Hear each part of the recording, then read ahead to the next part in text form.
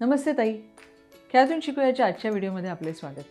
आज या व्हिडिओमध्ये आपण मुलांबरोबर एक छानसा उपक्रम करणार आहोत, ज्यामध्ये आपण त्यांना रेल्वे स्टेशनचे चित्र दाखवू आणि त्याबद्दल बरेच काही बोलू.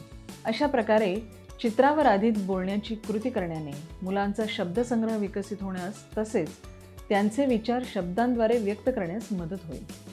हा उपक्रम भाषा आणि बोधात्मक विकासासाठी खूप मनोरंजक आहे. या छानशा उपक्रमासाठी तुम्हाला रेल्वे स्टेशनच्या विविध रंगीबेरंगी चित्रांची आवश्यकता असेल, जी तुम्ही जुन्या पुस्तकातून किंवा मासिकातून घेऊ शकता किंवा तुम्ही स्वतः देखील काढू शकता. चला तर बघूया हा उपक्रम ताई मुलांबरोबर कसा घेत आहे ते. व्हिडिओमध्ये दाखवल्याप्रमाणे ताई मुलांना एक पुस्तक दाखवते आणि नंतर त्यातील रेल्वे स्टेशनचे एक मोठे चित्र मुलांना दाखवून त्यांच्या समोर ठेवते आणि त्यावर चर्चा करते. चित्रावर चर्चा करण्यासाठी ताई मुलांना काही प्रश्न विचारून प्रेरित करते, जसे की हे चित्र कशाचे आहे, चित्रात काय काय दिसत आहे इत्यादी. मुलेही उत्साहाने प्रतिसाद देतात की हे रेल्वे स्टेशनचे चित्र आहे, इथे रेल्वे उभी आहे, या माणसाची गाडी सुटली आहे म्हणून तो पळतोय, हे TC म्हणजेच तिकीट चेकर आहेत, त्यांना ही बाई गाडीबद्दल विचारत आहे.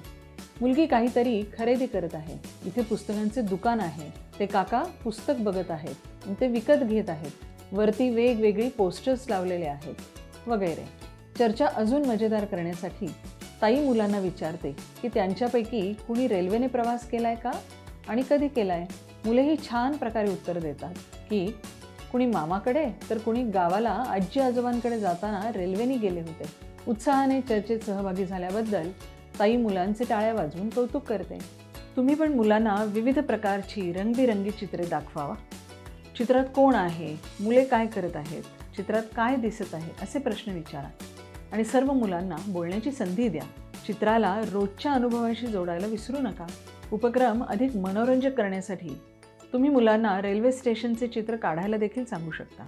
उपक्रम करतानाचे मुलांबरोबरचे फोटो किंवा व्हिडिओ आम्हाला व्हॉट्सअपवर नक्की पाठवा.